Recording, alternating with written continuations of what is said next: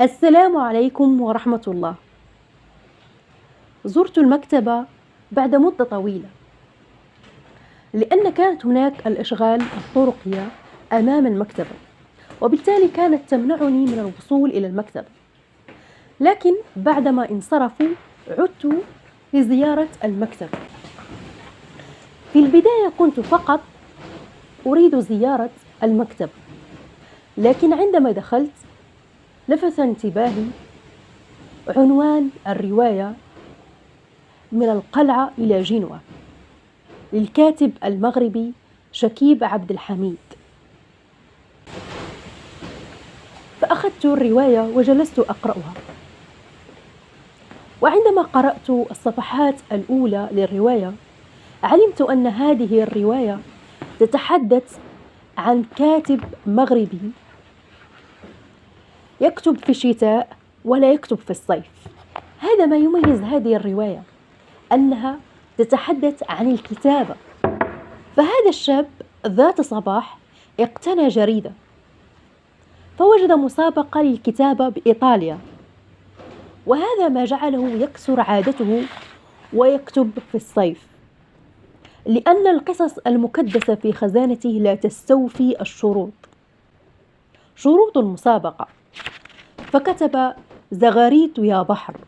هذه القصة القصيرة مكنته من الفوز بالمركز الأول، فعم الفرح بيته وطار فرحا، وأخيرا سيعانق حلمه وسيكون كاتب ذات مكانة مرموقة، وهناك من يهتم بكتبه ويقرأها.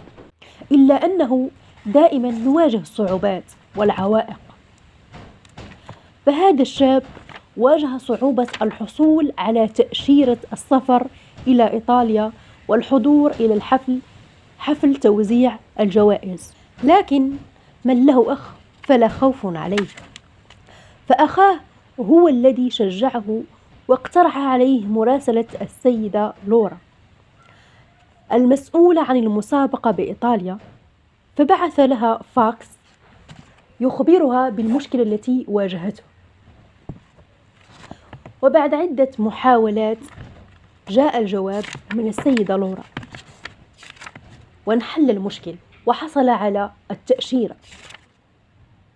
ومن هنا ستنطلق الرواية. طرح الروائي مشكل الإبداع والبطالة. رغم وجود العديد من الشباب المبدعين، لكن يعانون من البطالة. منهم الكتاب، كتاب مهمشين ولا يتم تسليط الضوء على إبداعهم، بل أكثر من ذلك هناك من لا يعرف أنه كاتب أو أنه يبدع في الكتابة. زيادة على ذلك يواجهون التحدي النشر. فإذا أراد أحدهم أن ينشر رواية أو كتاب فيجب العمل في مجال آخر من أجل توفير تبعيات النشر. وهناك من يكتب ويكدس كلماته وإبداعه دون نشرها، يكتفي فقط بالكتابة، وهذا مشكل لأنه يتم تقييد الإبداع ويتم تقييد الكلمات.